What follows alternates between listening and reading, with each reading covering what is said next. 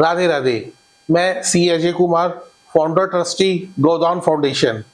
हमारा ट्रस्ट का जो मुख्य उद्देश्य है, गाय को इंडिपेंडेंट बनाना है, गाय को आत्मनिर्भर बनाना है। इस प्रयास में हम अलग अलग विषयों में कार्यरत हैं।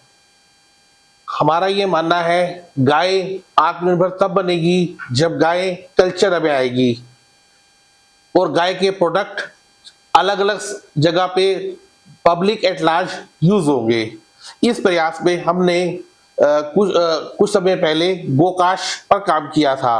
गोकाश गाय के गोबर से बनी लकड़ी को बोलते हैं। इस आज के समय में जो गाय का गोबर है 90% से ज्यादा उपयोग में नहीं आ पा रहा है। अगर हम सिर्फ दिल्ली में गोकाश से विश्राम घाटों पर अंतिम संस्कार करें तो गौशालाओं को 35 करोड़ रुपए का रेवेन्यू आएगा और ऑल ओवर इंडिया 2,500 करोड़ रुपए का रेवेन्यू आने की संभावना है। इसी प्रयास में हमने अलग अलग विश्राम घाट पे प्रयास किया कि वहां अंतिम संस्कार गोकाश से हो, निगम बोध घाट दिल्ली में, पंजाबी बाग में, मगर किसी कार्यवश ये अभी अपरिहार्य कारणों से इंप्लीमेंट नहीं हो पाया। अभी हमने दिल्ली हाई कोर्ट में इस संदर्भ में रिट पिटीशन डाली है कि हाई कोर्ट गोकाश के उपयोग को कंपल्सरी करे। गोकाश के उपयोग से अनेक फायदे हैं। एक तो इससे पॉल्यूशन कम होता है, पेड़ कटने से बचेंगे और गौशालाओं को रेवेन्यू जाएगा और गाय आत्मनिर्भर बनेगी, एम्प्लॉयमेंट भी जनरेट होगा। इससे अच्छा कोई प्रोडक्ट नहीं है जो गाय इससे अच्छा कोई प्रोडक्ट ऐसा नहीं है मार्केट में जो गौशाला को अच्छा रेवेन्यू दे सके।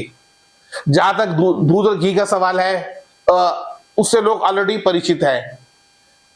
अभी हमने क्या किया है, इस दिवाली पर शुद्ध देसी घी से बनी घी से बनी गायों की मिठाई का, वैदिक मिठाइयों का दिवाली पर उपयोग में लाने का प्रयास किया है। इसमें हमने उन मिठाइयों का चुनाव किया जिनकी शेल्फ लाइफ ज्यादा हो और रेफ्रिजरेशन की जरूरत ना पड़े, जैसे आपका ड्राई फ्रूट बेसन लड्डू, मूंग की दाल का लड्डू, ड्राई फ्रूट आटा लड्डू, काजू कतली और केसर काजू पेड़ा। हमने जिसे भी उस मिठाई का मिष्ठान का टेस्ट करवाया, सबने उसे सर्वोत्तम बोला है। इसी प्रयास को आगे बढ़ाते हुए 30 अक्टूबर को हम श्री सनातन धर्म राधा कृष्ण मंदिर में गोपाष्टमी का आयोजन कर रहे हैं। हमारे ट्रस्ट की तरफ से यह पहला गोपाष्टमी का प्रोग्राम होगा और हमारा ये प्रयास है, जो हमारा भंडारा हो, महाप्रसाद हो, वो शुद्ध देसी घी के गाय से बने, ताकि लोग सर्वोत्तम